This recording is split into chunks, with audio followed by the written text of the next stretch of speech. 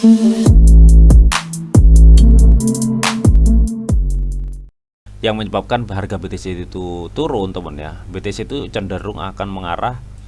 Assalamualaikum warahmatullahi wabarakatuh. Oke teman-teman, kembali lagi di Didi Channel. Oke, seperti biasa untuk hari ini Didi akan memberikan informasi lagi nih teman. Kali ini Didi akan memberikan informasi seputar news Indo Crypto, yaitu Bitcoin nih teman ya. Kenapa Didi seringkali membahas Bitcoin ya? Karena sekali lagi Bitcoin itu adalah Indo Crypto ya, yang volatilitas harganya itu bisa mempengaruhi semua altcoin teman-teman. Makanya penting banget untuk mengupdate sentimen-sentimen mengenai Indo Crypto ini atau Bitcoin ini teman-teman. Nah, kira-kira ada sentimen dan news apa mengenai si Bitcoin ini? Nanti bakal dibahas semua ya di video ini, jadi pastikan kalian tonton sampai habis. Oke. Namun seperti biasa sebelum melanjutkan video ini, jangan lupa kalian tekan tombol subscribe dulu ya teman-teman, karena sekali subscribe itu gratis dan tentunya kalian akan mendapatkan update-update video terbaru dan info-info terbaru dari Didi Channel. So, gak usah kelamaan, langsung kita kepoin. Jadi nah oke teman ya, di sini Didi sudah masuk di CMC atau di market cap ya. Kalau kita lihat nih teman ya, untuk market cryptocurrency teman ya,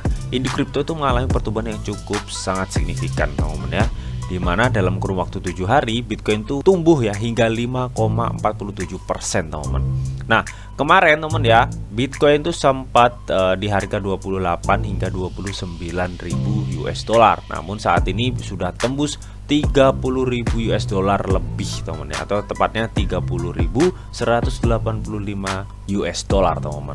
Dan kalau kita lihat market last 7 day-nya ya, ini sudah mulai menghijau royo-royo ya, meskipun ada beberapa yang masih memerah teman ya. Nah kira-kira ada apa sih ya mengenai lonjakan BTC ini teman ya? Sebenarnya untuk sentimen ini sudah pernah dibahas di video Didi sebelumnya teman ya, mengenai banyaknya bank bangkrut ya di AS teman ya, menyebabkan banyak investor dan orang-orang AS teman ya bingung menaruh uang atau asetnya itu di mana lagi ya, karena memang bank sudah nggak bisa dipercaya. Nah oke, di sini dikutip dari bitcoin.com teman ya, katanya ekonom Jim Rickards nih teman ya, dia itu mengatakan katanya musuh terbesar dolar AS ya adalah Departemen Keuangan. Jadi menurut Jim Rickards atau salah satu ekonom mengatakan bahwa katanya musuh terbesar dolar AS itu yaitu Departemen Keuangan itu sendiri gitu teman. Kenapa si ekonom Jim Rickards mengatakan hal tersebut gitu teman ya? Jim Rickards itu telah memperingatkan ya, meskipun banyak Cina dan negara-negara lain ya teman, sudah melakukan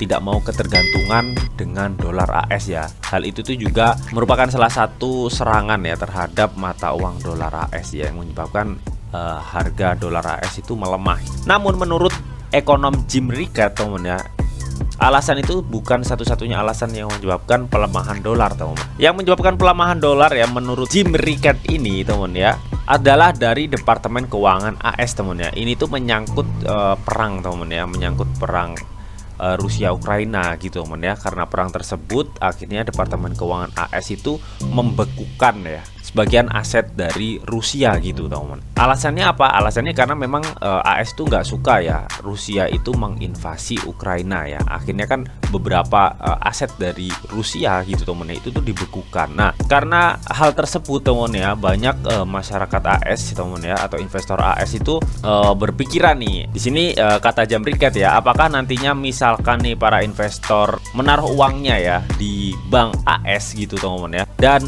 pemerintah AS itu nggak suka ya, apakah uangnya nanti akan dibekukan juga gitu teman-teman, melihat dari aset Rusia yang dibekukan oleh AS tersebut teman-teman. Nah tentunya hal itu tuh menyebabkan pemikiran-pemikiran negatif lah teman ya untuk para investor ya, orang-orang teman. Makanya orang-orang di sana ya itu tuh bingung nih teman ya, melihat bank semua banyak yang bangkrut di AS ya teman-teman. Kepercayaan investor, kepercayaan orang-orang itu juga makin melemah terhadap bank-bank di Amerika teman-teman. Hal itulah juga teman ya yang menurut Jim Rickards teman ya menyebabkan pelemahan mata uang AS teman-teman. Makanya teman ya, di sini itu Jim Rickards ya selaku salah satu pakar ekonom, dia itu menyarankan untuk para investor ya atau masyarakat di sana teman ya, menyarankan untuk membeli emas aja teman. Bahkan Robert Kiyosaki teman ya, salah satu penulis buku Rich Dad Poor Dad teman ya, dia itu menyarankan banyak investor untuk membeli emas, perak atau enggak Bitcoin teman.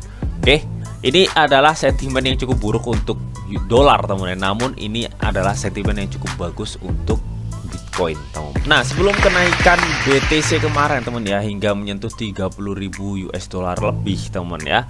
Nah, ini ada seorang trader legendaris yang bernama John Bollinger nih, teman ya. Nah, buat kalian yang sering trading nih, teman, sering memakai analitik Bollinger Band, teman ya. Nah, ini adalah orang penciptanya ya, namanya John Bollinger, teman ya. Dimana dia itu sempat ya, teman ya, kemarin sebelum kenaikan BTC dia itu memperingatkan bahwa BTC itu nantinya akan ada tekanan nih, teman ya. Nah, tekanannya itu bisa naik parah ataupun bisa turun parah. Namun ternyata tekanannya itu naik parah gitu, teman ya, hingga menyentuh 30.000 US dollar ya saat ini ya, untuk satu per keping satu BTC-nya, teman.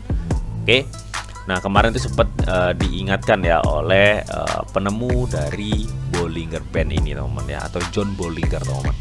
Nah, di sini nih dia mengatakan ini nih, antisipasi tekanan Bollinger Band menyiratkan bahwa pasar cryptocurrency dapat segera menyaksikan peningkatan volatilitas dan pergerakan harga yang signifikan untuk Bitcoin, teman. Oke, jadi ini peringatan kemarin, teman ya, dari si John Bollinger ya. Intinya kalau Didi melihat news-news ya dari sentimen-sentimen Bitcoin ini, teman ya, banyak sentimen yang bagus ya untuk cryptocurrency atau khususnya Bitcoin ya, teman ya. Termasuk dari sentimen yang tadi sudah dibahas, teman ya, mengenai banyaknya investor yang menaruh uangnya di aset cryptocurrency atau Bitcoin, teman. Serta kemarin juga sentimen ada juga ya, teman ya, sentimen mengenai penambangan Bitcoin ya, bahwa penambangan saat ini tuh sudah banyak berinovasi, teman ya, dan tentunya inovasi tersebut tuh sudah dijelaskan ya, itu gak menimbulkan pemanasan global gitu, teman. Karena memang, teman ya, untuk penambangan Bitcoin itu selain memakai tenaga surya gitu, teman ya, banyak kok di El Salvador juga ada memanfaatkan energi gunung berapi ya untuk menambang Bitcoin gitu, teman ya. Serta ada juga yang memanfaatkan limbah gas suar, teman ya, untuk menambang Bitcoin ya. Jadi makin kesini, teman ya, inovasi dari penambangan Bitcoin itu juga menggeser ya pemikiran-pemikiran yang menyuarakan bahwa penambangan Bitcoin itu mengakibatkan pemanasan global ya. Sekarang tidak lagi, cuy ya. Dan itu adalah salah satu good banget ya untuk perkembangan news Bitcoin ya, yang menyebabkan terdorongnya harga Bitcoin saat ini, cuy. Nah, oke, kita lanjut, teman ya. Di sini dikutip dari bitcoin.com ya, katanya CEO JP Morgan ya yang bernama Jamie Dimon mengatakan katanya krisis perbankan tuh belum berakhir ya. Lagi-lagi ini membahas krisis bank di AS, teman. Namun kalau menurut Didi pribadi, teman ya, mengenai krisis bank di AS ini memang sangat buruk ya untuk tahun ini, teman ya. Bahkan CEO JP Morgan ya atau Jamie Dimon ini, teman ya, dia itu mengatakan bahwa kejadian krisis di 2008, teman ya, itu tuh nggak menyebabkan kolapsnya atau bangkrutnya banyak bank di AS, teman. Namun krisis kali ini menyebabkan banyak bank itu bangkrut gitu, teman ya. Artinya apa? Artinya di sini, teman ya, krisis kali ini ya lebih parah dari tahun 2008, teman ya. Jadi sesuai dari analis dari Robert Kiyosaki yang pernah mengatakan bahwa krisis kali ini tuh lebih parah daripada krisis tahun 2008, teman. Kenapa ini menjadi berita good ya untuk perkembangan Bitcoin? Dan tadi juga sudah dijelaskan ya mengenai kenapa krisis bank di AS tuh menjadikan berita good untuk Bitcoin gitu, teman. Kita ketahui, teman ya, AS itu adalah negara adidaya, teman ya. Negara besar lah bisa dibilang seperti itu, teman ya. Di AS juga, teman ya, untuk persentase orang yang bermain Bitcoin ya atau bertransaksi Bitcoin itu cukup besar banget, teman-teman. Oke, kalian bisa lihat di sini ya di feed Flick ini, teman ya, untuk USD ya yang bertransaksi di AS itu cukup besar banget untuk Bitcoin gitu, teman. Nah, ketika banyak bank di AS itu bangkrut, teman ya, banyak investor itu bingung untuk menaruh aset atau keuangannya di mana, makanya mereka itu memilih alternatif kalau nggak emas ya Bitcoin gitu, teman ya. Jadi bisa diartikan, teman ya, semakin parah ya krisis bank di AS ya, maka semakin banyak juga investor menaruh uangnya di Bitcoin, teman ya. Itu kemungkinan peluang besar ya untuk pertumbuhan Bitcoin secara signifikan ya untuk kedepannya gitu, teman. Oke. Nah, dan kalau kita lihat chart dari si Bitcoin ini, teman, ini di time frame 4 jam. Jadi langsung kita cek di time frame 1 hari aja, teman ya, biar kelihatan semua. Nah, oke. Jadi memang kita ketahui, teman ya, Bitcoin tuh mengalami penurunan yang cukup tajam banget, teman ya. Dari all time high-nya di sini ya sekitar 60.000 US dollar, teman ya. Oke, jadi ini history analisa di dia yang nggak pernah dihapus gitu, teman. Nah, oke. Jadi semenjak itu teman ya, tahun 2021 ya, BTC itu mengalami all time high yang cukup signifikan ya, bahkan satu BTC itu mendekati 1 miliar rupiah teman. Nah, semenjak itu BTC itu cenderung mengalami penurunan hingga kemarin teman ya, untuk support terendahnya BTC itu menyentuh 16.000 US dollar. Dari 60.000 US dollar ke 16.000 US dollar. Wah. Jadi penurunan yang cukup sangat signifikan banget teman ya. Nah, namun kalian bisa lihat di sini teman ya. Ini pada 16 November 2022 teman ya. Jadi tahun kemarin teman ya. BTC itu cenderung sideways ya di area 15.916 teman ya. Dan paling naik itu di angka 17.000 US dollar teman ya.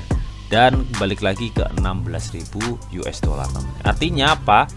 Artinya dari mulai bulan November teman ya sampai 13 Januari 2023 ya, BTC itu cenderung sideways di area 15, 16, 17.000 US dollar. Yang artinya di titik ini teman ya, BTC itu memiliki support yang cukup kuat teman ya. Ini kalau menurut Didi pribadi ya, karena memang ini melihat sideways-nya yang cukup panjang. Setelah itu apa? Setelah itu BTC itu naik tajam teman ya, naik ya. Jadi perlahan-lahan dia itu mengalami trennya itu naik gitu teman. Kemarin teman ya, BTC itu sempat menyentuh di 30.000 US dollar teman. Oke, kalau kita lihat di Fibonacci teman ya, misalkan BTC ini akan koreksi ya teman ya, mungkin akan mengarah ke 0,618 Fibonacci teman ya, atau area sekitar 25.000 US dollar teman. Jadi area-area di sinilah teman ya. Misalkan mengalami penurunan. Nah, misalkan mengalami kenaikan ya, BTC itu akan sampai ke level 38.000 US dollar ya. Ini kalau menurut Fibonacci teman-teman ya. Namun kenaikannya itu nggak langsung ke 38 gitu ya. Pastinya ada kenaikan kenaikan koreksi ya, hingga mengikuti trennya ini teman ya. Atau bisa dibilang itu seperti ini misalkan lah teman ya. Nah, ini teman, misalkan ada kenaikan nih ya. Nah, gini teman, misalkan ada kenaikan ya, dia akan mengikuti alur trennya gitulah teman ya. Ya misalkan nih BTC akan mengalami kenaikan ya, ini kalau menurut Didi teman ya, BTC itu akan naik di area sini teman, sekitar 31.000 US dollar sampai 32.000 US dollar ya. Karena sebelumnya teman ya, di 30 Mei 2022 teman ya, BTC itu juga ada resisten nih di sini teman ya. Bisa jadi BTC itu akan naik ya di level 32 ribuan lah teman ya. 32 ribuan dulu teman ya, sebelum nantinya mengalami koreksi sedikit dan melanjutkan trennya lagi ya, misalkan masih tetap ada sentimen yang cukup positif untuk Bitcoin teman. Oke, nah kalau misalkan BTC itu mengalami penurunan ya teman ya, mengalami penurunan tajam, misalkan ada tekanan sentimen yang cukup kuat ya, yang menyebabkan harga BTC itu turun teman ya, BTC itu cenderung akan mengarah ke level 25.000 hingga 24 ribuan lah teman ya. Oke. Dan kalau misalkan ada kenaikan teman ya, BTC itu bisa ke level 32 ya. Bahkan bisa sampai ke level 38.000 US dollar ya, kalau kita melihat dari Fibonacci lah teman ya. Oke. Dan untuk saat ini ya, BTC itu di level 29.871 ya. Jadi mengalami sedikit penurunan gitu teman ya. Ya mudah-mudahan sih untuk sentimen good untuk BTC itu terus mengalir teman ya. Agar apa? Agar bisa terdongkraknya harga BTC ya. Dan ini di time frame 1 hari cuy. Kalau kita lihat ya, untuk MACD-nya teman ya, ini sudah bersilangan teman ya, dan dia mulai sedikit ya ada candle hijau di sini teman ya. Ya mudah-mudahan sih di sini candle hijaunya bisa besar teman ya, yang menyebabkan adanya nanti kenaikan ya. Namun kalau Didi melihat ini teman ya, ini masih ada potensi tuh BTC juga turun gini teman ya, atau enggak ini malah turun terus naik gini teman ya. Jadi masih ada potensi untuk BTC itu mengalami penurunan ya, kalau Didi melihat dari MACD-nya teman. Nah, Didi itu masih optimis teman ya, melihat sentimen-sentimen yang cukup bagus untuk Bitcoin teman ya. BTC itu akan mengalami kenaikan teman. Ya untuk target Didi saat ini ya, BTC itu ke arah 32.000 US dollar teman ya, hingga 34.000 US dollar teman ya. Dan misalkan sentimennya tetap bullish, target ini di 38.000 US dollar. Kalau misalkan ada penurunan, BTC mungkin di sekitar area 25.000 US dollar. Ya, jadi itu sedikit analisa Didi mengenai BTC dan sentimen-sentimen mengenai Bitcoin teman. So, bagaimana menurut kalian mengenai hal ini? Kalian bisa tuliskan pendapat kalian di kolom komentar. Oke. Namun tetap teman ya, di sini tuh ada disclaimer on bahwa untuk trading dan investasi di dunia cryptocurrency itu sifatnya sangat berbahaya atau sangat beresiko tinggi teman. Jadi bijaklah kalian di dalam mengelola atau memanajemen keuangan kalian. Semua keputusan yang kalian ambil adalah tanggung jawab kalian masing-masing. Di sini Didi hanya memberikan informasi yang Didi tahu untuk kalian semua. Oke, mungkin itu aja yang bisa Didi sampaikan di video ini. Semoga bisa bermanfaat. Jika kalian suka video ini, jangan lupa kalian klik like, share, komen, dan di subscribe teman, karena sekali subscribe itu gratis. Dan tentunya kalian akan mendapatkan update-update video terbaru dan info-info terbaru dari Didi Channel. Oke, sampai jumpa.